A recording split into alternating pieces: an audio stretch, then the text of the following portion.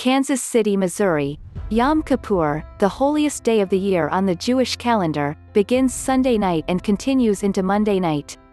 This year, the religion's Day of Atonement will look and feel much different for the world's observers amid the backdrop of the COVID-19 pandemic. In the greater Kansas City region, congregations are adapting to serve their worshipers. Synagogues are mounting a combination of in-person, virtual and outdoor services.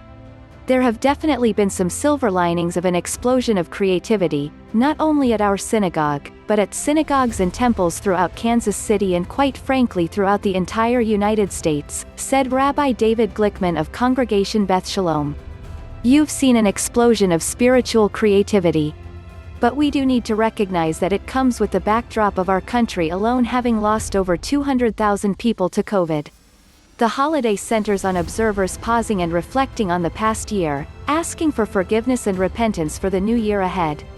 Traditionally, members of the Jewish community will fast from sundown to sundown, with modifications made for health and well-being. It's more with the time to reflect about the year that passed and also a way for us to think about how we can do better in the next year. We use the word a lot called teshuvah, which means repentance, said Rabbi Javier Cattapan of Congregation Beth Torath. That's something that we are all asked to go through at this time of the year, so it's really a prayerful and retrospective time. And then on Yom Kippur, the Day of Atonement, a lot of Jews will fast during the day, to help us concentrate on the prayers. Yom Kippur is also an emotional holiday, with a key component known as the Yizkor service. This is a time for observers to mourn and honor loved ones who have passed away, not just recently, but in the lifetimes of those who celebrate Yom Kippur. In addition to readings on the Holocaust and other significant events in Jewish history, prayers are recited for deceased relatives, which rabbis say will be even harder as the pandemic death toll in the U.S. recently crossed 200,000. It will be emotionally difficult to be celebrating that and celebrating the memories of the people who we've lost at home. It's much easier to grieve together, so we will try to find ways to bridge that gap, Glickman said.